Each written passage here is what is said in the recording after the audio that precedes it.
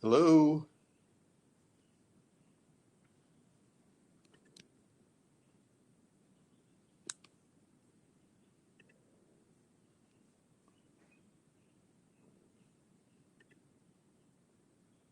Okay, I'm on. I've scrolled down.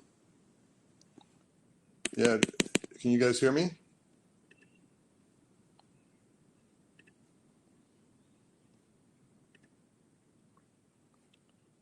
Yes, okay, I'm on. Yeah, okay, good. All right, if you guys can hear me, let me get on to my presentation. So I can't hear anything at this end, so let me see.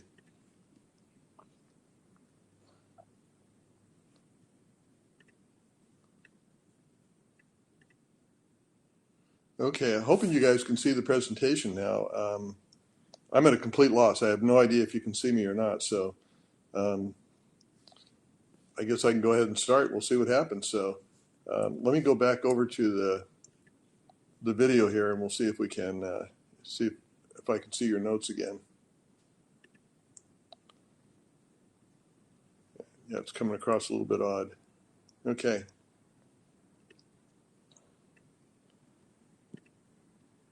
Okay. Hopefully you guys can hear me. Again, I can't see your screen now. All I can see is mine. So um, the title of the program is "Don't Kill Your Golden Goose."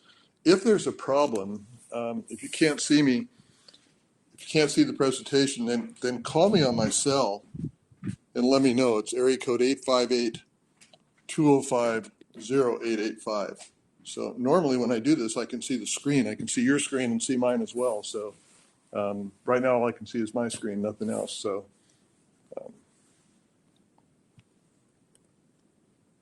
sorry for the confusion. I'm at a complete loss here as to what exactly is happening. So okay, you're live. You're ready for your presentation. Okay, guys, I'm just gonna go ahead and present it and assume that I'm online here. So again, if I'm not, somebody give me a call and let me know.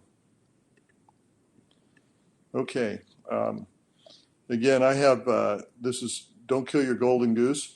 Now, interestingly, we've been presenting to realtor groups, starting through the National Association of Realtors, and doing live conferences around the country. This is the first virtual one we do, but the topic is so important for people in real estate in all 50 states. It doesn't matter where you are, that we've been requested to present this around the country. So happy to be here. Hopefully you get a chance. I'm not sure how you'll ask questions if you have it. When I get done, I'll go back to the screen and then I'll stick around and answer questions so long as you want. But the thing we've learned over the years is the biggest problem and the biggest challenge facing entrepreneurs, professionals, business owners, and real estate investors is getting their legal documents in order. And this goes back to 1961. There was a lawsuit in America that set the foundation for all asset protection, for businesses being able to expand and work nationally, for predictability wherever you are. In real estate, and many of the largest real estate investors in America use our strategies. For example, Arnold Schwarzenegger, Oprah Winfrey's staff, Marriott Hotels is one of our largest users. I'll talk a little bit more about them later because they are so important to us in what they do, very high risk business. The New York Yankees, their stadium sits in our legal document. And the reason is that when you do real estate, you've got a whole series of liabilities. You have property liability. If you have tenants, you have tenant liability. If you're operating in more than one state, as many real estate investors are, or even if you just have a home in your own state, rental properties maybe in your own state, maybe a vacation home somewhere else, the question is, how do I sit if I get sued? So for example, if your legal documents are not in order, you can't be sure what will happen if you go to court, if you pass on, or if you try to sell an asset. And the truth is that everyone who's on this call today has already decided what will happen if you go to court or if you pass on. And that's because the legal documents you already have made that decision for you. So as we tell business owners, and we speak to all trade organizations in America from the building industry down. We recently did the International Self-Storage National Convention in Las Vegas, and we do the trade groups all over. And the question I always ask them is, if something happened to you today, do you know exactly what the outcome would be with the assets you own, or if you want to give stuff to people and all that? If you're not managing your legal documents just like you manage everything else, you're only managing half of your business. In real estate, we're a very paper-oriented business. I have a long background in real estate going back to the 70s. We're a very paper-oriented business with lots and lots of legal forms, lots of standard forms, and all of those were developed over the years in response to either court cases or needs that we have. Some of the things like property disclosures and all those. Years ago, all you did was just tell a buyer, look, when you buy a house, you figure out what's wrong with it. Today, we have to provide and disclose everything, and if we don't disclose it properly, we end up with the liability. So from our standpoint, the first thing we say is, look, we know in real estate when you get a listing form or you get a sales document or you work with a settlement company or an escrow company and you follow through all the processes, there's a ton of paperwork that's involved. And we just want to make sure that you understand what you've got. Now, on the other side of that, we are not big believers in having legal documents just to have legal documents. We believe you ought to have the document that works for what you have, and you shouldn't have documents that don't. And the reason I mention this, and because all of you are in real estate, and I'm assuming that you're at various stages of your career. So you may be starting out in sales, you may be very experienced, you may be a top producer, you may be a broker owner, you may be primarily an investor who's using license and access to help you identify properties. You may have a number of legal documents, C Corps, S Corps, LLCs, all those things, but you only need to have the documents that work for you. So when I get to the end of this presentation, I'm going to do a case study. And the case study is going to give you the opportunity to take a look at what you've got and see what it is and make sure that you identify what you've got, that you don't have legal documents you shouldn't have, and you can do a better job of managing your advisors, managing your attorneys, and your accountants. Now, the process is all built around the 3 threats to wealth we have in America. The very first threat is lawsuits. You know, we've got about 4% of the world's population in America. We've got over 90% of the world's lawsuits. We're the most litigious society there ever was. And obviously, if you're in real estate, you know about lawsuits. And this goes to a fundamental thinking in lawsuits, and that is that attorneys sue you when you have something worth suing. And that something worth suing is always your equity. So if you own a building and you have a 90% loan on it, you're not going to get sued for that building because nobody wants your mortgage. But if you own a piece of a property somewhere and it's paid for, it's 50% paid for, something like that, the lawsuits come because they're coming after your equity. And the most important thing to remember here is that when you own real estate or you own a business, you have to have a license or you have to have a deed or something in the state in which you're located. But your equity or your value, in other words, what you're going to get sued for is personal, and you can put that equity anywhere you want. And this sets the foundation for where I'm going with this. When you deal, and I mentioned to you Marriott uses our strategies. Now Marriott, being a hotel, is one of the highest risk businesses you could have in America. Everybody who walks in the door to a hotel is a potential lawsuit. And if you are Marriott, you've got hotels in all 50 states. You've got literally billions of dollars worth of property. Now, many of them are company-owned properties. Some of them are owned with partners, franchises, whatever. But it doesn't matter. If you were to look at a company like Marriott through the eyes of an attorney, the first thing you would say is, look at all of these assets. Look at all of that equity. Let's sue them. And yet a company like Marriott is not involved in lawsuits every day of the week. Why is that? Why isn't Marriott involved? And that's because they understand something that the average investor, even the local accountants and attorneys, typically don't understand. And that is, because your equity is personal, you can put your equity anywhere you choose to put it. There are 4 states in America that allow you to put your equity in those states and absolutely bulletproof you from lawsuits. So the easy way to think about this is Marriott has hotels in all 50 states. And those hotels have deeds, they have on-site management, they have staff, and all of that stuff is located there. But the value or the equity of the hotels is located in one of the 4 states that gives them absolute lawsuit protection. So therefore, when an attorney comes along to sue them, the attorney looks at the buildings and says, great, look at this, we can go after it, we can sue them, pulls the legal documents and learns that the equity is sitting somewhere where they can't touch it. This, by the way, is the only reason we have national companies in America today. And think about it from your standpoint. If you're sitting where you are and you get an opportunity to buy a piece of property in another state, or maybe even to buy a brokerage in another state. Maybe a real estate company wants to sell and you want to buy a brokerage. Or maybe you want to invest with partners in another state. And the first thing that comes to mind is, well, the laws in those states are a little bit different from where we are. So how do we safely navigate and open in all 50 states?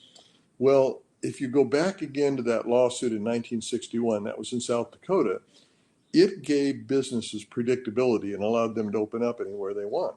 So in the late 60s, in fact, the early to late 60s, you may recall that in the real estate business, for example, Century 21 and Red Carpet Real Estate, which were the pioneers in real estate franchising, started in the mid to late 60s and grew dramatically. Marriott hotels started creating their franchise properties like Courtyards and Fairfield Inns in the mid to late 60s and started expanding nationally. And they all did it because the lawsuit that was created in 1961 gave them the ability to expand their business across all state lines and know with absolute certainty that no matter where they were in business, they would get the same outcome in a lawsuit. In other words, if they got sued, whether they won or lost, it wouldn't cost them. And this is how you prevent lawsuits. You look at the law firm and you say, a law firm sues us because of the value that we have, but if they can't attach the value, they're just going to someone else. So the easy way to look at this is to say, when an attorney walks into a room, and let's say that instead of on a Zoom call, we were in a room, and in the room there's 500 people, and the attorney walks in and says, I think I'll sue somebody in here. Well, the first thing the attorney does is identify who's got the most that's the easiest to take. We want to switch that, and we want to say, you can look at us, you can consider suing us, but you're going to discover very quickly that we don't have anything that's of value to you. You can't get anything if you sue us. I call this the brushing your teeth theory of law. Basically, most businesses and most individuals look at a lawsuit like a toothache. And if you've ever had a toothache, you know it's debilitating. You can't breathe until you get the toothache resolved. But if you go to a dentist and the dentist says, the reason you have the toothache is because you didn't do a good job of brushing and flossing. You didn't do the preventative work to prevent the toothache. So if you will do the better job of brushing and flossing, we can get rid of the toothache. It won't come back. You don't have to worry about it. And that's the solution.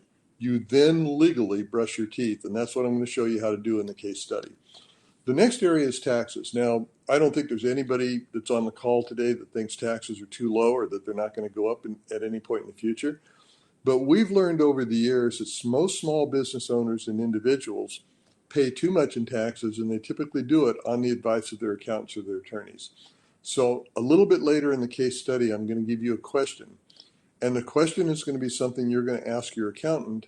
And the purpose of the question is to help you identify whether or not you're paying too much in taxes. In the case study, the individual lowered his federal taxes over $40,000 each year by having his accountant perform this one function, and it was something his accountant wasn't aware of. In some cases, you already have the legal document in place, the opportunity is already there, but you just didn't know it and your accountant didn't know it. So I'll give you that question when we get to the case study. Then I'm going to move us to probate, and I'm going to put this up here. Interestingly, prior to the time COVID came around, we used to offer this at the end of our presentation because people weren't really too concerned about probate and estate taxes at that time. On the other hand, if you've ever had someone in your family who passed away and you went through probate, so for example, I did a live presentation in Denver on Saturday, and one of the attendees told me that the reason she took advantage of our services is that she just went through a 3-year probate with her family. Her grandparents had died. They had just a mess of an estate, and there were a whole lot of people that wanted access to what they have. Well, how do you assure yourself that if you pass away, everything goes exactly where you want it to go as quickly as it can go, understanding that the legal profession has a vested interest in making sure you do not plan properly when you pass away because there's enormous revenue that they receive.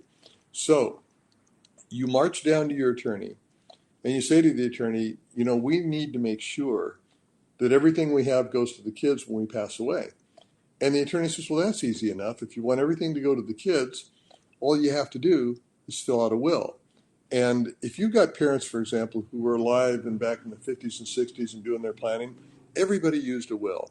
And that was fine. But things have changed. Probate has changed. The legal process has changed. And today a will can be a very, very damaging tool. So to give you kind of a breakdown of this, and interestingly, after COVID became so settled in, and I'm assuming we're doing this Zoom call because of COVID, after COVID came about, a lot of people started thinking we better get in grips with our own mortality. If we get COVID, and it turns out to be the worst case scenario, and we're no longer able to function, and we've got stuff we want to give to somebody, how do we know it goes to the right person? Well, the problem with a will, there are a number of problems with the will. First of all, a will must be probated. Now, to make this clear to you, probate is a process in which you look your family in the eye and you say, hey, look, guys, you're my family and I love you and all that, but when I die, I do not trust you to make decisions. Now, I do trust that attorney and judge you've never met, and I trust them so much you can't have anything until they give you permission, and whatever you owe for probate must be paid in cash before probate close. Now, the IRS tells us that probate fees can run as high as 10% of the value of an estate. That's rare. In most cases, maybe 1, 2, 3, 4%. But the danger is the longer probate goes, the higher the fees. So, for example, if you've got a family, and in your family, you've got a lot of 3, 4, 5, 6, 7 kids. You've got a lot of people who might fight over stuff. If you're doing that, then when you die, everybody starts arguing. Well, the more skilled the attorney is at keeping the family arguing, the longer probate goes. And that's really what frustrates people, and that's really the problem that they have, is that once it goes into probate, you have no control over what happens. You have no control over the length of it. You have no control over how long it's going to go on and how complicated it's going to be. And the longer it goes, as everything continues happening, the higher the fees. So unfortunately, everything is stacked against you when you get into probate. And from our standpoint, what we'd like to do is eliminate probate and make the process as easy as we can for you. So to do that, oh, and by the way, 2 other things you need to be aware of in probate that are really frustrating to people, and this is particularly true if you're in real estate or if you happen to own a business. Number 1, when everything goes into probate, it is published. And that means that everybody you know now has access to everything you've got. So we hear this all the time. Somebody says, I've been in business a number of years, I've done very, very well, but it's nobody else's business what I have. It's not the business of my neighbors, it's not the business of my relatives, and it's definitely not the business of my ex-spouse or whoever family is down the road. Yet, as soon as you die with a will, everything is published for everyone to review, and now other people can lay a claim on it. The next thing that really drives people crazy is that everybody can contest everything that's in a will. So the example I give to people is I worked with a business at one point, and the owner of the business had 3 kids. And he said, if I die, I want the business to go to my second child, and my second child will manage the business and have all the authority in the business. The other 2 kids, I want them to be given some of the equity, but I don't want them to have decision-making authority because they're just not very good at that. Well, if he was to pass away and went into a will, the other 2 kids could contest it, and then the decision would be made by a court instead of by him or by what his document said. So there's just no advantage to a will. It just puts you into probate. Now, 2 other things to think about. Let's say that what you own goes into a estate and it goes to your kids, your family, or whoever, and they don't have the money to pay the probate fees. If that happens, the court could then order the sale of an asset. So let's say they ordered the sale of the rental property that you've had for a while, and all of a sudden you get hit with capital gains taxes. Now, most people are aware that capital gains taxes tend to run about 25 to 28%. That's federal. We're not talking about the state side of it.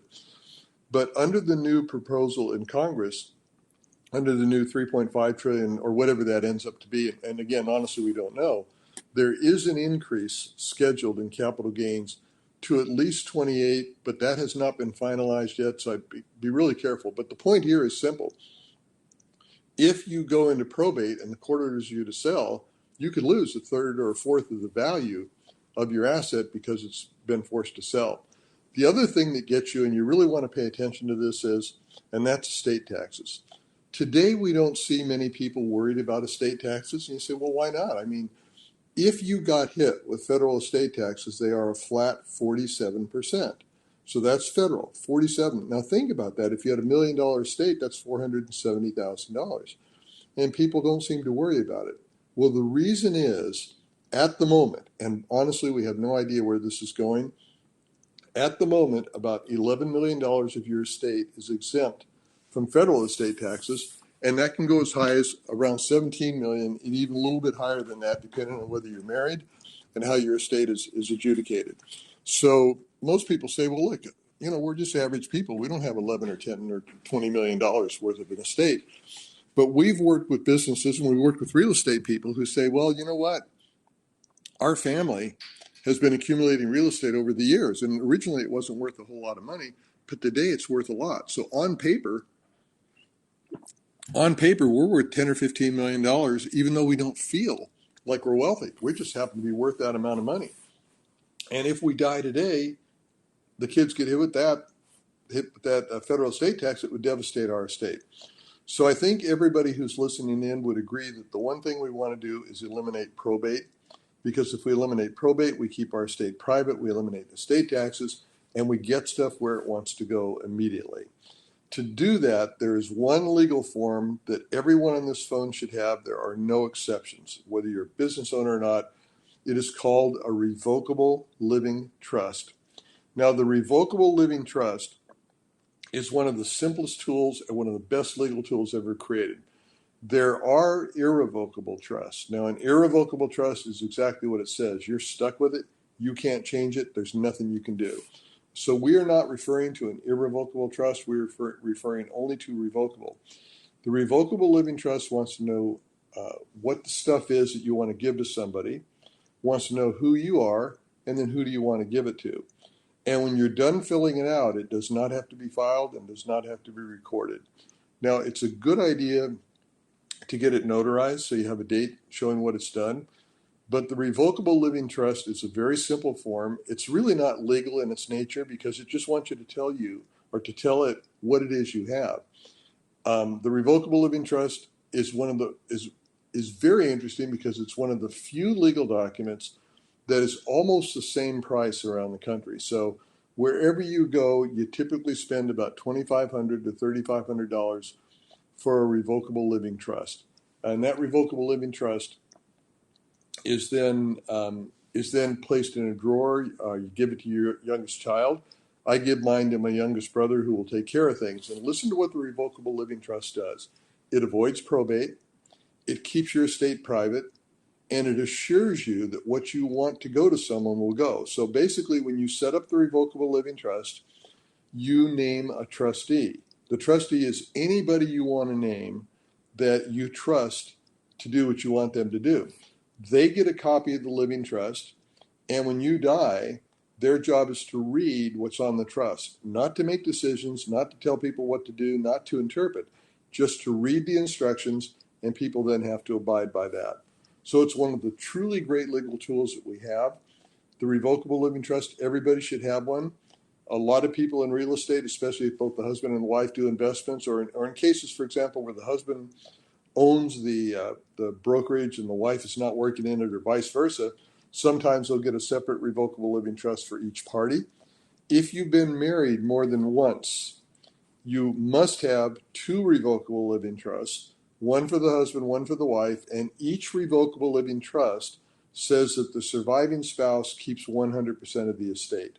This is important because if you have former spouses and you pass away, the first thing they typically do is go after the things you have. So if you want everything to go to the existing spouse, then you simply say that everything goes to the existing spouse and it can't be contested. Everything happens the way you want it. So to just kind of recap this, because now I'm going to go into the ownership side, we want to prevent lawsuits. We want to lower your taxes, but we absolutely have to plan for the future because everybody's going to pass on at some point.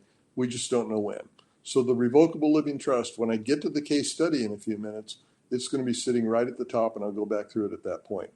But now, since all of you here are in some level of real estate, so I don't know if you're all in real estate sales, maybe you could be in development, you could be in building, you could be in title insurance, you could be in settlement processes or lending or whatever. If you own assets, the most critical element of this is how do I own it? This is also why in the past, and we've done literally hundreds of local real estate groups, and we've done the national association, is real estate agents will say this has been the most valuable business presentation I've ever had because I never understood this before. And my clients are always asking me, what should I do? Now, I don't have to remind you that as real estate agents, you cannot recommend ways to take ownership. You're really limited and restricted on what you can do. But you can say to someone, this is what I do. Or you can say that these are tools you ought to talk over with your accountant or your attorney. The method of ownership is the foundation of everything. If I bought a piece of property today, if I owned my brokerage, how should I do what I do? Well, the first thing is a C corporation or an S corporation is for management and taxation. Now, if you own a real estate brokerage and you've owned it for years, chances are pretty good you have an S corporation that operates it. If you're newer owning a brokerage, you may very well have it in an LLC, and I'll talk about that in a minute. But let's talk about the difference here. What's the difference between a C Corp and an S Corp, and why don't you use them for ownership? If you notice here, this says for management and taxation. It does not say for ownership. We would never, under any circumstances, in today's America, in any one of the 50 states, allow a C Corp or an S Corp to own an asset that could be at risk in a lawsuit. Well, if that's the case, why do I even have to mention this at this point? Because if you've got parents or you've got people who have been in business and they were back in the 60s and 70s, even in the 80s, the C corporation was very common. The C corporation was considered the asset protection tool. But in recent years, the asset protection side of the C Corp has been attacked over and over again in the courts, and so we just don't use them today. The S corporation was never designed for ownership. You see the S corporation designed for businesses that don't have a lot of employees. So you see it very commonly with law firms and architectural firms, and you do see it often with real estate people. Because if you have an accountant, your accountant was probably taught by a tenured professor in college years ago that an S corporation is the ideal way to own a small business. So if you are in business today and you are receiving checks or you're receiving payment, or you're an agent, and when you get paid and you already have an S Corp to take care of that, that's fine. You don't need to get rid of it, but you don't want your S Corp to own anything. Now you notice here it says it's for management and taxation. So if you were to walk into a law firm today and you said, look, I need a legal document to accept the payments for my business and give me my regular tax deductions, the only question to ask an attorney is, which document is going to be the best for me tax-wise? So if you're established in business and you're making a lot of money, chances are a C corporation is better for you because it has hundreds of tax deductions you cannot get through an S corporation. Now, the easy way to look at this is if you just opened your business, if you just started it, if you own some properties and they're fully leveraged and you don't have any net income, the S Corp is fine. But what we see happen in business, and you probably have clients this has happened to, is somebody starts out with an S Corp because their accountant told them to get an S Corp, and they have quite a bit of expenses starting the business. They don't have any net income. And all of a sudden, they're thinking, well, this is great. Look at me. I've got enough tax deductions to do what I want. Well, as you're going to see in our case study, this guy started out with a lot of debt, didn't have any net income, but over the years, he paid down the debt. The income skyrocketed and the taxes skyrocketed every bit as fast. And he reached a point at which he said, I don't even want to be in business anymore. It doesn't make any sense. All I'm doing is working for the IRS. So if you're at that point, you're a fairly mature business, you've been around a while, you've paid down the debt probably on rental properties, or maybe you even have a management company or you have a remodeling company, you're doing building, you've got capital expense into equipment, you pay down the capital, all of a sudden the income goes up, the expenses hit you. So if you go to an attorney and say, what do I need to operate my business? The question is, which business tool will give me the greatest tax advantages? For ownership, we always use a limited partnership or an LLC. Now, let me explain this to you. Some of you, I get this a lot in the East Coast, you have law firms, particularly older law firms, that have what they call LLPs, which are limited liability partnerships. These are a tool that were in place way back, 60s or 70s, we're pretty restricted to law firms and sometimes architectural and other accounting firms, things like that. We really don't see them today. So if they're there, but that's not what we're referring to. The limited partnership is the greatest asset protection tool ever created in America. It was the legal tool that won the lawsuit back in 1961 that set the foundation for everything that we do today. But a limited partnership is also a cumbersome document. When it's done improperly, it creates a tremendous amount of liability for the general partner. And because of that, we don't use it today. It is used by very large companies. So a company like Marriott holds their assets in limited partnerships because they're massive. You and I have a greater benefit. The limited liability company, or the LLC, can incorporate a small piece of the partnership and get the same benefit a heck of a lot cheaper. So what we see for real estate people, so for example, we mentioned Arnold Schwarzenegger uses our strategies. He owns a lot of property in Santa Monica. I mean a lot of property. I don't know the value of his property overall, but the LLC is the tool of preference for anyone who invests in real estate, particularly for people who own multiple properties. Well, why is that? The limited liability company, or LLC, has only been around in its current form since 1996. Because of that, it is still winding its way through the courts, and there are only 7 states that have case law that offers bulletproof protection to an LLC.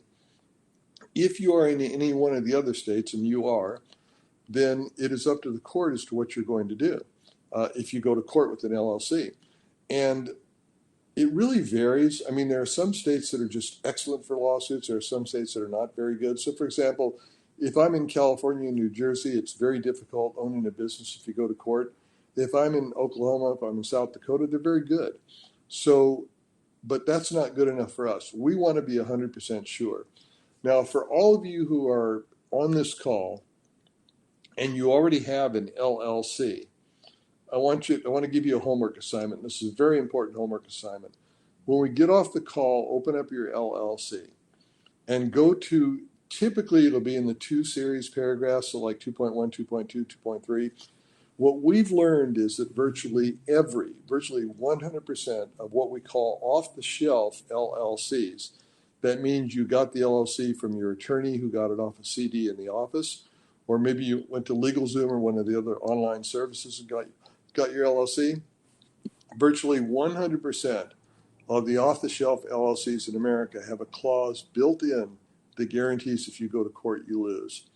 Now, and I want you to think about this very, I always tell people you have to plan selfishly when you plan financially.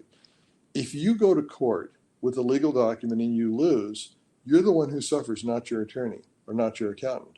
So it's your responsibility to make sure your legal document does what it's supposed to do. Open up your LLC, go to the 2 series paragraphs, and you're going to find 2 words, and those words are mandatory distribution. Mandatory distribution. What that means is that you must distribute all of the money that's in the LLC every year. So if you get sued, they go after the money and you have no way to stop them. So, and again, if you have an LLC and you think it's going to protect you, then you go to court and you get hit and you have to take all of your money and pay them. And not only do you pay them this year, they leave the decision on the books and you pay your money to the people who beat you in court every year until the lawsuit is settled entirely. So this is kind of just a death knell for the LLC when you thought you got it to protect you. So look for the 2 words, mandatory distribution. When we get to the case study in a few minutes, I'm going to show you how to solve that problem and how to fix it. But it's very, very important. And again, it goes right back to the beginning of this presentation when I said if you have legal documents, you need to make sure that they have a job description, that they do what you want them to do. Because if they don't, you're not managing your whole business. But now let's go one step further. Let's say that you're sitting in your home today and you're very involved in real estate and you've had a chance to buy properties and maybe you're buying them with partners and your concern is, well, what happens if my partner gets sued? How do I protect my part of the property from them? Or that you've got properties in 2, 3, 4, 5 different states. Now, it's very common, for example, for people in your neck of the woods to have properties down in the Carolinas or down in Florida or down in, somewhere maybe on the Gulf, somewhere in a warmer climate. And you say, well, the laws in those states are different from the laws where I am. So what happens if I go to court? So now let me take you back to what Marriott and what every major corporation in America does. And that is they take their equity. And if you remember when we started the presentation, I said your equity is what your value is. So you've got a property worth $100,000. It's paid for. That's $100,000 of equity or $100,000 of value. If you have a $100,000 property and you have a $50,000 mortgage, you've got $50,000 of equity. You're going to get sued for your equity. Well, there are 4 states in America that say if you will place your equity in our state, we will bulletproof you from lawsuits. Now, how do you do that? Basically, let's say you created an LLC and you've got a property. Let's say you've got properties in Pennsylvania, and you've got properties in New York, and you've got properties in Alabama, then you got properties in Tennessee, and maybe you even got a property out in California. Then you say to yourself, man, my liability is spread all over the place. I don't want to have to go to court in each state if I get sued. So I create an LLC, and in the LLC it says it owns the equity of this property. And I then send that LLC to one of the 4 states that protects me. And those 4 states are Alaska, Nevada, Wyoming, and Delaware. You put your at-risk assets there. So just basically think in the back of your mind, if I got sued today, what am I going to lose in the lawsuit? How do I protect it? And those are my at-risk assets. I do that using a resident agent. Now, we use Alaska and Nevada exclusively. I'll tell you about Wyoming in a second. Delaware, now you're much closer to Delaware than you are for Alaska and Nevada. On the East Coast, the attorneys routinely use Delaware for all LLCs. Companies like Marriott have their headquarters there because they get the protection they need. We don't use Delaware because they're more expensive, have more disclosures, and they're more cumbersome. They are geared for very large businesses. So if your business is $100 million and bigger, you're going to use Delaware. So you're going to see that General Motors and Monsanto and Marriott and all the giant companies are there. In fact, 60% of Fortune 500 companies in America have a Delaware headquarters. That's staggering when you think about it. Delaware is not a very big state. Why do these companies have their assets there? I'll explain that to you in a minute. Over 90% of U.S. Fortune 100 companies have a Nevada headquarters. Now that I'm not a Fortune 100 company, but I've had my Nevada corporation since 1994. It's a long time. And I do that because I live in California. I have some properties in California, which is really terrible for lawsuits. I have some properties in Arizona, which is very good for lawsuits. And I have a little bit of property in Oklahoma, which is excellent for lawsuits. But if I get sued, I don't want to be sued in all 3 states. Not only that, I recognize that being in California, I'm a very high-risk state. So I was able to take my equity, create an LLC, and I mailed it to my Nevada headquarters. And now if I get sued, I have to get sued there. And I'll explain that to you here in a second. But let's go back up to the top. We use Alaska and Nevada. Today, we actually use Alaska more than Nevada. Why do we do that? Alaska has more case law protecting your assets in their state, which basically means you're much more bulletproof in Alaska than you are elsewhere. Now, where does Wyoming fit in? Wyoming is a really unique state. It is the only state that has case law protecting the equity in your home. Now, again, this is your primary home. Well, how does that work? Well, if you live in Florida or you live in Texas, you live in Iowa, Kansas, Oklahoma, or South Dakota, you cannot lose your home in a lawsuit. However, in every other state, you can. So we have a lot of people. I see this tremendous amount in California where all properties are basically $1 million or more. If you own a property, and let's say you bought your property maybe 10, 15 years ago when values were far less than they are today, your value skyrocketed. So what we see is people say, look, I bought my home 20 years ago. I paid $40,000 for it. I've refinanced it. So I've got a mortgage of about $20,000 or $25,000 or something like that. But it's worth $500,000. It's worth $1 million today. So now all of a sudden I've got $700,000 or $800,000 of equity. I am a prime target in a lawsuit. In fact, on our case study, you're going to see where this poor guy had a property that he had paid for, and his wife was scared to death they'd lose it in a lawsuit. Well, you can take the equity from your home, you can create an LLC in Wyoming and then mail that LLC to the state of Wyoming, and you're bulletproof from that lawsuit. So this is it's a fascinating thing to be able to do, and we only use Wyoming for a home. Now, in the process, as I mentioned, you send your LLC to the resident agent. Well, who's a resident agent? A resident agent is somebody who lives in the state that you're being sued in, or I'm sorry, lives in the state, Alaska or Nevada, in our purposes, and is registered with the state. They are often local attorneys. The cost to do this is dirt cheap. It's about $500. So obviously doing it doesn't present any cost barrier. So if that's the case, let's say that you've got your real estate brokerage and you've got a lot of agents working for you. You're concerned about a lawsuit. You own some rental properties or maybe some property you're planning to develop, and you're worried that there's going to be something that's going to happen on that property, or you're in business with partners. And you say, you know what, if one of my partners gets sued, my stuff is going to be at risk. So why do we do this? Let's say that you decided to sue me, and you learn that I have properties in 3 different states. And you also learn that I have a Nevada corporation. So you called the state of Nevada, and you said, well, we want to sue Larry. We understand his corporation is here. This is the name of the corporation. And you give that corporation name to the Secretary of State of Nevada, and the Secretary of State says, yes, that corporation is here. So, and you say, great. Well, Larry is the owner of the corporation. We want to sue him. And the state of Nevada says, well, you can't do that. You see, Larry does not legally exist in the state of Nevada. Only the resident agent exists, and the resident agent is immune from lawsuits. And you say, yeah, but Larry's the owner of the assets, and the assets are in Nevada. We want to sue him for those assets. And the state of Nevada says, well, you can't. But they go one step further. They say, look, we can't stop you from initiating the lawsuit. We can't stop you from continuing. But you do need to understand, if you happen to sue him and you happen to be victorious, so you win the lawsuit here in the state of Nevada, you can't have his assets. You can't touch anything he's got because, again, he doesn't legally exist here. You also will be penalized financially. This is the poison dart for frivolous lawsuits in America. This is how every major real estate owner and most major real estate companies protect their assets. Well, why does it work that way? Well, let's take a look at it.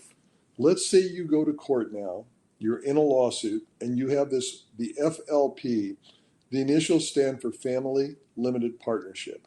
Family Limited Partnership. The only reason we use that initial is because if you go to any attorney and you say, well, I need a partnership, they typically call it a family limited partnership. Now, for our purposes, for our purposes, we are not going to use a partnership. Again, it's too expensive. It's too cumbersome for us to use. We're going to use a limited liability company. And the LLC we're going to use is a very carefully crafted LLC. So we create this very carefully crafted LLC. We now get sued, and the judge says guilty, but cannot issue a judgment. What governs it is called a charging order. And this charging order goes all the way back to the lawsuit in 1961, and then it was reaffirmed in 1977. And in fact, as you're going to see, this is the premier way to own assets you do not want to lose in a lawsuit. So follow me very carefully now. You just got sued and you lost. And the charging order governs what happens. Now, as soon as the charging order is issued, several things have to happen, and they are good for you and typically bad for the attorneys.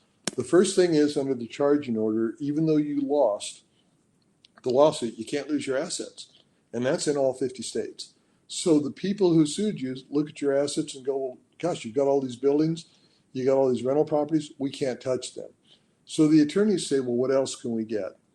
Well, if you remember, a few minutes ago, I said if you have a standard off-the-shelf LLC that your attorney got from a CD in the office or LegalZoom got, you got it from LegalZoom or another online service, the problem is you have that clause that says mandatory distribution. They can take all of your net earnings. So now you're kind of stuck. They couldn't take your properties, but they take your money. They leave the decision on the books. They take your money next year and the year after, and you're basically frozen. You can't use your LLC for anything at all. Well, way back in 1961, we created a paragraph, and it was paragraph 2.9 in our agreement, and the paragraph said basically that you're going to control the process. So I'm going to put the key words of this paragraph on the screen, and I want you to tell me, how are you going to look at your money when someone sues you and you've got this phrase? The phrase says, the managing partner, that's you, reserves the right to withhold all distributions of profit. So the question to you is, if you have this very carefully crafted LLC, and you have the option to withhold all your distributions of profit, how much are you going to pay to the people who sued you? And the answer, of course, is you're not going to give them anything. So now you look at this and you say, well, I'm in great shape. They sued me and they won, but they can't take my money and they can't have my stuff. This is great. I can go do whatever I want to do. Well, unfortunately, you have one more huge problem, and the problem happened to be resolved by the last people on earth that you would ever think would solve your problem. And I'll tell you who that is in just a second, but let's look at the problem. You had profit in your LLC. And according to the lawsuit, the people there are entitled to your profit. And you say, well, I didn't pay them anything because I don't have to. But they leave the decision on the books. If you ever do take any money out of your LLC, it goes to them because they're entitled to it. So basically, you're frozen. You're stuck. You can't do anything until they release the lawsuit, and obviously they're not going to release it until they get paid. Well, that was a problem until 1977, and the problem was resolved by the last people you would ever think would resolve the problem, the IRS. And, whenever I say this, people just look and they go, that's not even possible. The IRS has never done anything for our benefit. Well, the IRS looked at this and said, we have a big problem with this. You see, you had profit in your LLC. We're the IRS. We're supposed to share in the good times. But you didn't pay them any money.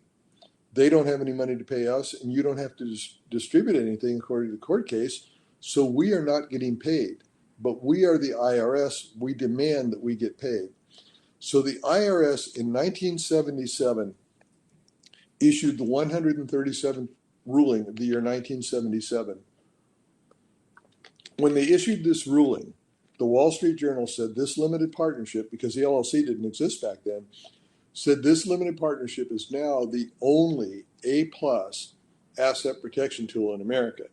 And as you remember a little bit earlier, I said we take a simple piece of the partnership, we put it into our LLC, which means we take this clause, we put this clause in our LLC, and now we have the protections. Because here's what the IRS said.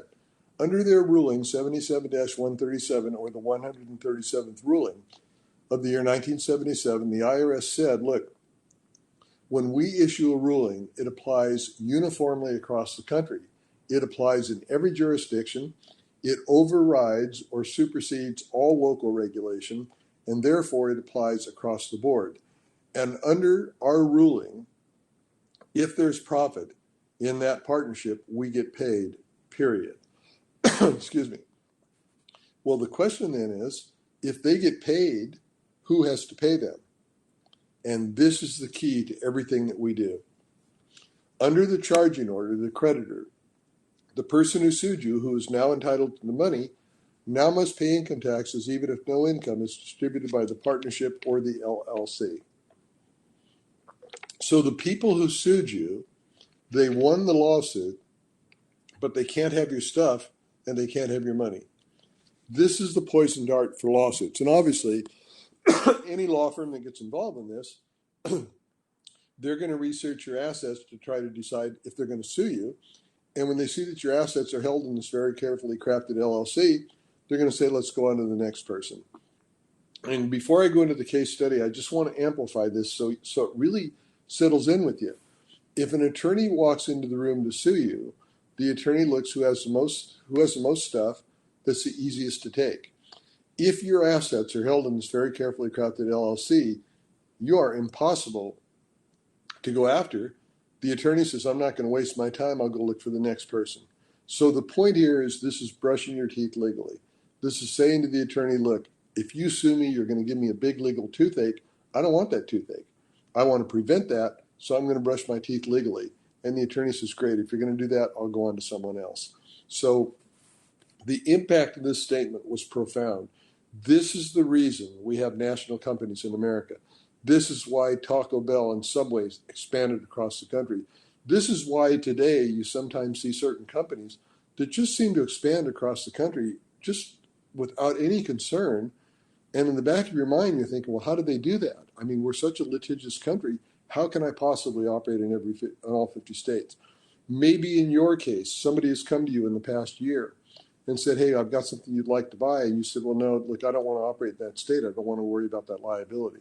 This is how we grow national companies. This is how we maintain business across state lines. So with that said, I want to do a case study. And this case study is built on a real situation. I want to explain this to you. And as I go through this, on the page, it's going to show what we did with each of this person's assets. Now, you may have as much as they have. You may have less than they have. You may have way more than what they have. But everybody in this room will discover that in this blueprint, there's a place for your assets. So what I'd like you to do is when I get to a point that applies to you, just make a note about it, go back to your accountant and ask them, why aren't you doing this? Or to your attorney, why aren't you doing this? This was a dentist in Indiana. He had gone into business back in the early 2000s, right out of college, said he was paid a great salary, but the dentist he worked for said he wanted to sell his practice in about 4 or 5 years and asked him if he wanted to buy the practice. And he said, sure. He said, I also want to sell the building at the same time, so do you want to buy the building? So he entered into an agreement to do that, which meant that he had debt that meant that he would pay less in taxes over the years. At the same time, he was the only survivor in his family, and he had inherited what he told me was over $1 million in gold and silver and antique coins that his grandparents and parents had accumulated, and he was scared to death if he got sued, he would lose them, because the attorneys could easily see that gold and silver and antique coins are easily identifiable, easily negotiable. So he said, I want to protect those. They're not used in my business, so I don't want to lose them as a result of what the business does. He also had 4 rental properties that he'd inherited from his family. They were all paid for. They were performing real well. And he said, I get some pretty good deductions and some depreciation, but I'm getting them paid off, and at some point I'm going to pay a lot in taxes on them. Then he said, the other problem I have is that I did buy the building, and I renovated it, and now we have other specialties like endodontists and periodontists, et cetera, working in the building. And I'm scared to death if one of their patients has a claim against them, I'm going to get sued because the value is in the building. But he said another problem I have, which is a really big problem, is my wife and I bought a really nice home out by the Indianapolis Motor Speedway back in 2008 when the real estate market had collapsed. And we got a great deal on it. And he said by 2012, we had renovated the building. It had gone way up in value. And of course, by today, it would be much, much more. And he said, I've got it paid for, and it's worth over $1 million. And my wife is scared to death that because she's not a dentist, she's a housewife, she stays at home, that we're going to lose the home in a lawsuit in the business. So he said, that has become a big problem for me. Now I have a lot of liability. I like my accountant, but my accountant still has me doing everything like I did when I started. And today, this was 2012 when I spoke to him, so about 10 years ago, he said, today my tax bill has just skyrocketed. I'm paying over 30% in taxes. I mean, I might as well take off from September through the rest of the year. I'm just paying everything to the government.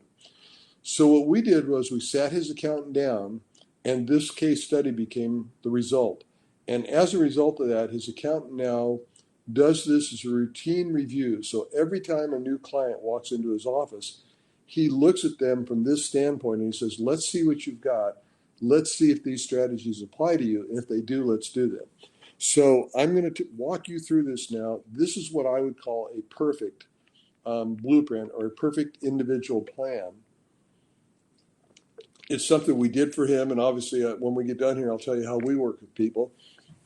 And from our standpoint, we like to take each piece of your estate and make sure it's in the right spot. It makes it easier for you to manage. It also keeps you from having too much stuff. So again, as we go through this, if you see something we're doing and you say, well, this doesn't apply to me, you just don't do it. We are not big believers in having legal documents that just don't have any purpose. So we all start, as I mentioned to you earlier, with the Revocable Living Trust. Now again, the Revocable Living Trust is the legal tool that guarantees that everything you own will go exactly where you want it to go when you die. So you notice on here it says it owns the interest in everything that you have. So I'll show you this a little bit later. We'll have little arrows that show you where it goes. The point here is very simple. Let's say that you have a real estate practice, and in your practice you've got a bunch of other agents, but in your particular office you have very high-end furniture and you have some paintings, and you said to yourself, look, when I leave the practice or if I die, these paintings and this desk and this other stuff, I want it to go to my second child, and I want it to go to that child specifically. I don't want everybody to think they're going to get it. So in the business document that operates your business, that's your S Corp, your LLC, or whatever, there's a note.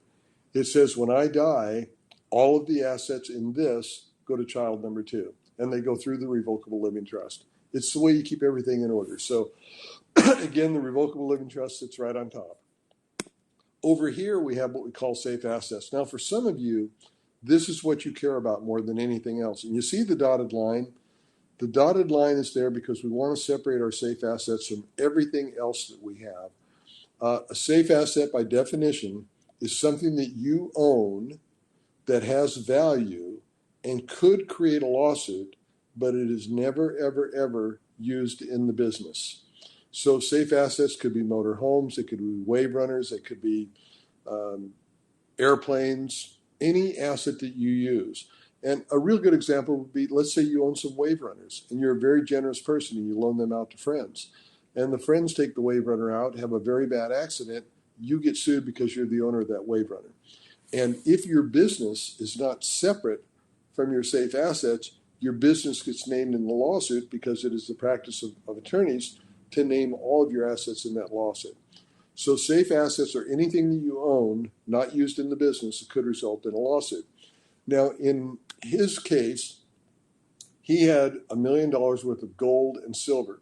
Now, it's not very likely they're ever going to create a lawsuit, but he wanted them protected apart from his business. So we set up what we call a safe asset family limited partnership. Now, the reason we used a partnership with him was this was way back in 2012. That's 10 years ago.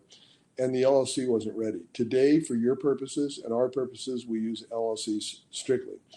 But the point of this is very simple. An attorney comes along to sue him, learns that he owns about $1 million of gold and silver and antique coins, and the attorney says, look, this is great. We'll go after the coins. Pulls the paperwork and learns that all of the equity is sitting up in the state of Alaska. And if it's sitting in the state of Alaska, if the attorney sues him and wins the lawsuit, his client cannot have the gold and silver and antique coins, but if there are taxes due, his client has to pay them. So the attorney looks his client in the eye and says, look, we can't touch this stuff. Let's go on. Let's see what else he's got. Up here, we have the legal tool running the business. Now, in his case, he's in Indiana.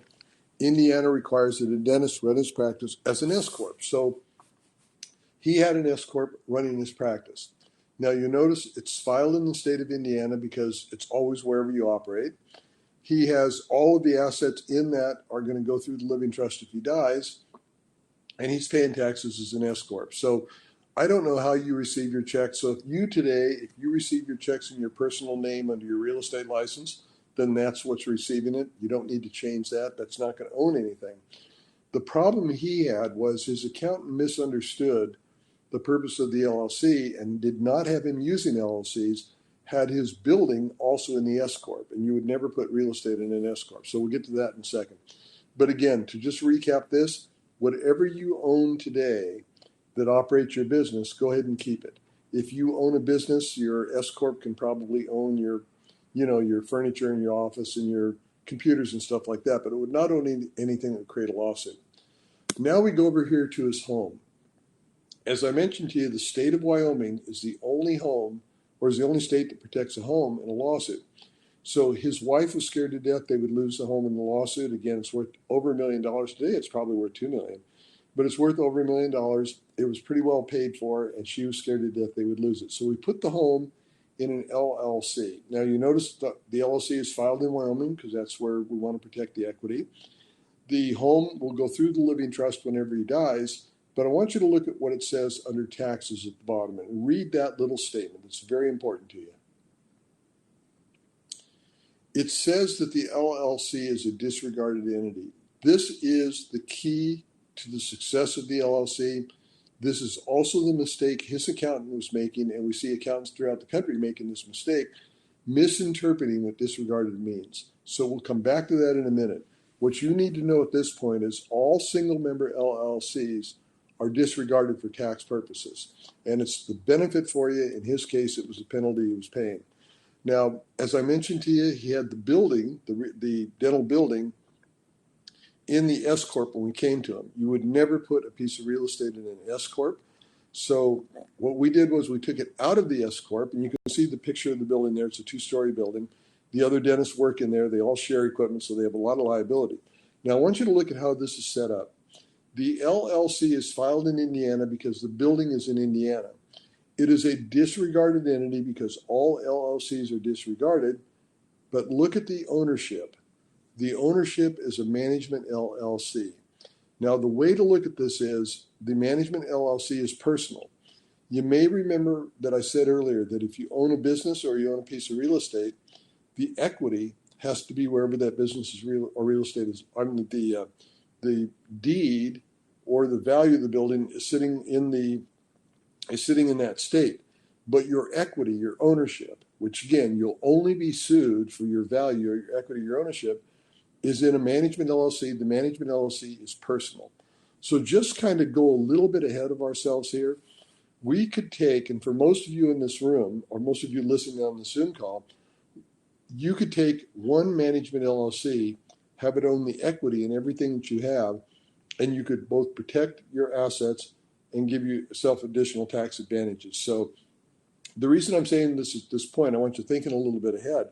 Most of you on the call are one simple, inexpensive LLC from protecting your assets and lowering your taxes.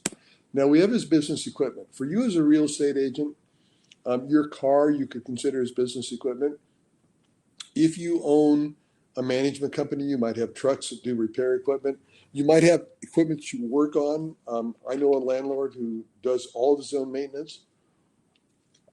He has a big truck, and he's got everything from power equipment to drills to all kinds of stuff in there. That truck is his main liability, so he puts that in there. In the dentist case, it was the equipment in the office. Now look at the LLC here. We take his business equipment. Now, business equipment by definition is anything used in the business by someone that could create a lawsuit. And again, that's your power equipment, ladders, whatever it may be.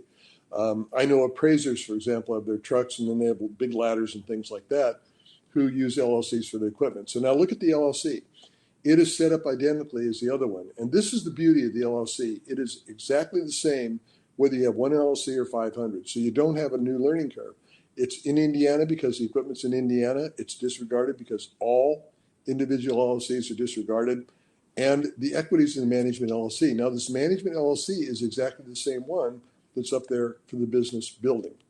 And now we go to his biggest problem. He had 4 pieces of property, all rented out, all paid for because he inherited them from his family. And he said, the reason I'm paying so much in taxes is I went to my accountant and I said, the other dentist said I should put my real estate in LLCs. And the accountant said, no, the LLCs are disregarded. Since they're disregarded, we don't use them, don't go through the expense of creating them. So consequently, he was paying taxes as an individual on his 4 pieces of property. And then he had the business, and at the time we came into the business building in an S Corp, so he was paying taxes partly as an S Corp, partly as an individual, and his net income was so high he was paying over 30% in taxes. So we took the business building, put it in LLCs, put the investment property in LLCs, and now they're disregarded. Let me define disregarded for you. This may be the most important business decision or business description that you will get in your entire career. Disregarded means that an individual LLC, according to the IRS, never, ever, ever has to file a tax return. This is why business owners who have multiple properties, or maybe individual real estate investors who have 5, 10, 50, 100, 200 properties. The largest I've known, we worked with a company in Kentucky that had a family business that had 400 properties they bought ever since the Depression. So I don't know how many properties you own. You could set up one LLC for all the properties, or like in his case, he had 2 duplexes, 2 single families. He wanted to have one LLC for the single families, one for the duplexes. He could just as easily have 4 LLCs. It doesn't matter. But disregarded says that the LLCs do not have to file a tax return. So listen to what the IRS says. This is key to everything. The IRS says since the LLCs do not have to file a tax return, you can choose how you want to pay taxes. So consequently, he can now sit down and say, well, how can I pay taxes? Well, it's real simple. If I gave you the choice, you would always say, I think I'll pay taxes in the way that saves me the most money. So let's look at what we did with him. Whoops, got to come back down here. I'm sorry about that. Went the wrong way. But anyway, as this downloads, since you now have the LLCs and the individual LLCs don't have to pay taxes, you still have to pay taxes, but you can choose how to pay it. So now what we did was we set up the management LLC. Now again, each one of the LLCs put the equity or the value into a management LLC, and this management LLC is now in Alaska. And you can see the arrows on each one of these LLCs. Whoops, that shouldn't happen. You can see that the arrows in each one of these LLCs now points directly to the management LLC, and the management LLC is sitting up in the state of Alaska. And because it's sitting up in the state of Alaska, if an attorney comes along to sue him, and whoops, boy, I don't know why that's happening. But anyway, if someone comes back to sue him, then they have to go to the state of Alaska to sue him. And you may remember me telling you the story with my equity. If you sue me, you have to sue me in the state in which the equity is located. And because of that, they have to sue him in the state of Alaska. And with the equity up in the Alaska, if the attorney sues him and wins, they not only cannot have the assets, so they can't touch any of the properties, they have to pay the taxes on the properties. So the attorney looks at his client and says, never mind, I'm not going to pay it. But for your standpoint, oh, and also look at the arrow going from the management LLC up to the revocable living trust. So again, the revocable living trust is where everything ends up and goes to the family if you pass away. So this is how you keep your estate seamless. But I want you to look down at the bottom of the management LLC at how he's paying taxes. And you say, well, wait a minute. He's an LLC. How can he pay taxes as a C Corp? Because the IRS says you can choose how to pay taxes. Now, you may remember I told you that I would give you a question to ask your accountants to determine whether or not you're paying too much in taxes. And that question is this. We said to his accountant, last year you did his taxes partly as an S and partly as a C Corp. I'm sorry, partly as an S and mostly as an individual. So he's paying over 30% in taxes. We'd like you to go back to last year's taxes and recalculate it, taking every available C corporation, and tell him if he'll save money. Now, we knew because of his situation, it was pretty much automatic he was going to save money. We didn't know how much. It turned out to be over $40,000. Why is that? The C corporation has more than 200 tax deductions that you can't get elsewhere.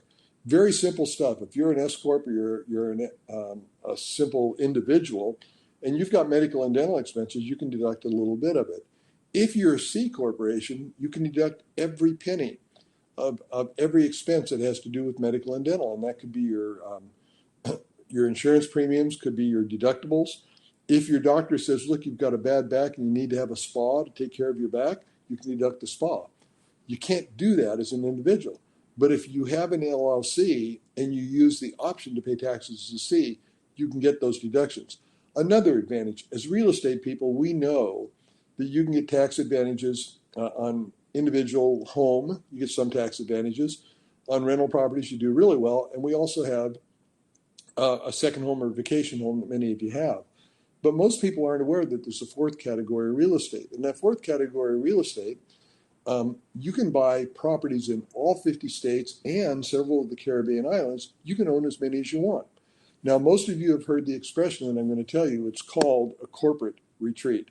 And the corporate retreat is a property that you purchase using the C Corp deductions, and you buy it for the use and enjoyment of your employees. And obviously, if your employees knew about it, they would use it. But basically, it then becomes a corporate retreat, and it's 100% expensable. So the reason I tell you that is that there are literally hundreds of deductions that are available in a C Corp that are not accessible in an S Corp or an individual. So one of the things you should do is take that question, go back to your accountant and say to your accountant, look, last year you did my taxes as an individual, as an LLC, whatever you did them as. I'd like you to recalculate. If I had a C corporation and I took all available C corporation deductions, would I save money? you'll be shocked. Now, again, if you're starting out in business, you don't have any net income, doesn't make a bit of difference. But if you've been in business a long time, it can make a big, big difference to you. So my suggestion is take the items in the case study that apply to you, take those back to your accountants or your attorneys and say, why don't you do this for me? Now, we also provide services. We've been doing this again for a long period of time. We started doing seminars back in the 70s. I personally have been doing this program for over 20 years in all 50 states. So we work with businesses in all 50 states. And because we pioneered the whole concept behind asset protection from the lawsuit back in 1961, we work with a lot of large companies, but also thousands of individuals like you. So I want to spend just a minute here showing you what we do, showing you what the cost is. Then I'll open it up to questions and we'll get done in time here. We've learned over the years that there's a number of things that you need to have to protect yourself. Way back in the early 1970s when we were doing this, the package of information at the top of the page, legal tools and training, I actually call this a library. We started out with this and we had the bright idea that we would sell this very inexpensively. Everybody would buy it and they would do their own planning because it included the legal forms. Well, we learned very quickly that legal stuff is just too intimidating. So we retain this. Today we have this all available online for you. It's cloud-based, so it's always current. You never have to worry about updating it or keeping it what it's going to say.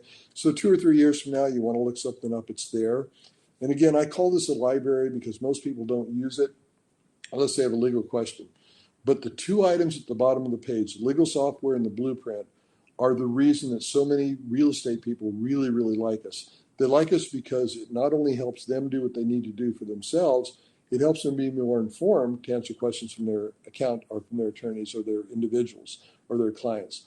The online legal software we created a number of years ago, and it uses the same software strategy, the same language that's used by the major companies in America. So it is the premier software. We make this available for you to use for yourself, your business, and for your family. It is so popular that over 70% of our clients now use it for everything that they do because you can create your legal forms at no cost.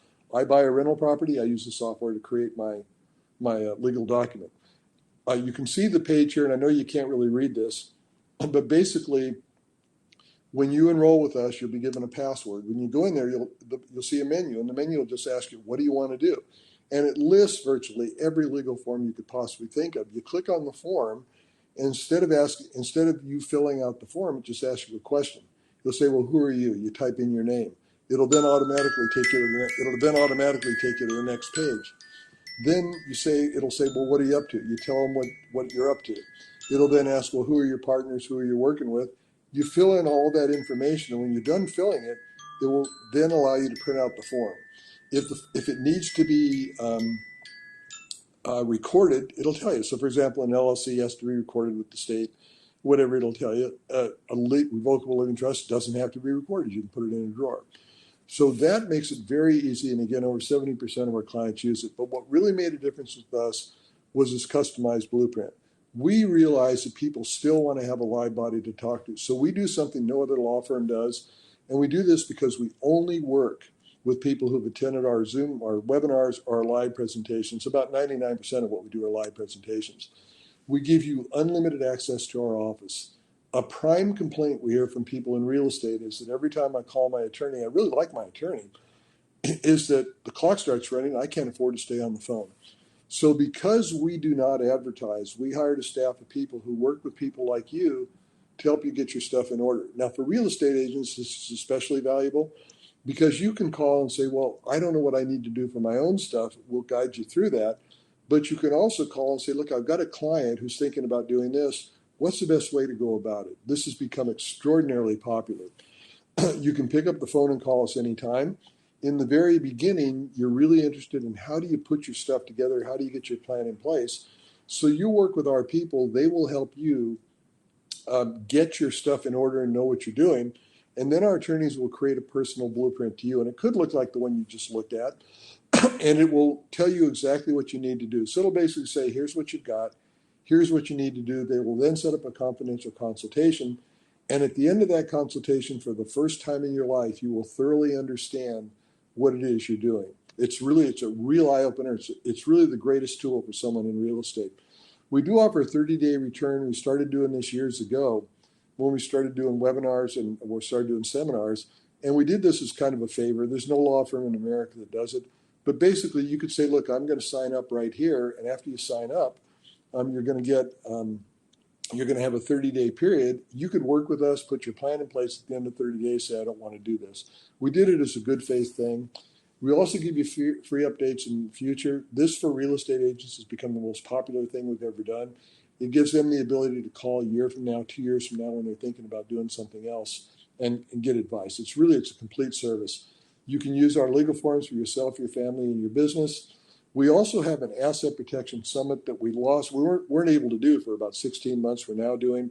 This is extraordinarily popular. If you buy our services, we will give you 2 tickets. You can go to any one of them. Typically this time of year, they're down in Orlando. We bring our team of experts to that. You can then sit in the classes, and you can also set up appointments on the side with the individuals at no cost, no obligation, to go over your situation, see what you want to do. This is very popular. You can attend any one of them. Well, how do we price it? Let me end with this. We have a retail price of $4,995. That packet I show you there, plus the software, plus the unlimited access to the office. And the only reason I tell you this is if you call the office tomorrow or the next day, they're going to quote you that price. We work with a lot of universities and other groups. We charge that. But in our webinars, we deduct $2,000, and we do that and leave a net price of $29.95. So just about the cost of a simple revocable living trust, you can sign up and get all of your legal stuff done for yourself and your family for a long period of time. Where you do that, you'll want to write this down. I don't have it on the screen here. You go to asapblueprint.com, and you'll have the order instructions there. So asapblueprint.com. So the net cost is $29.95. And honestly, you go to any attorney anywhere in America and say, look, my condition for working with you is I want to have you do a thorough analysis of my estate. I want unlimited access to your office, and I want to be able to use your legal forms. You'll pay a whole lot more than that. So $29.95 is our net cost. With that, I'm going to go out of this, and I'll try to go back and see if I can get on the screen I was on, and see if you can ask questions of me. So I don't know if you can. Hopefully you can. You were able to hear everything here. My screen is off and mute. According to my screen, you should be able to hear me. So I am officially done. You need to go to ASAP Blueprint, asapblueprint.com to order our material. So on my screen on the right says, yes, you can hear me. So I don't know if you can hear me now. If you have any questions, go ahead and type them in or off them. I don't see any questions down here, so you can ask me if you have any questions.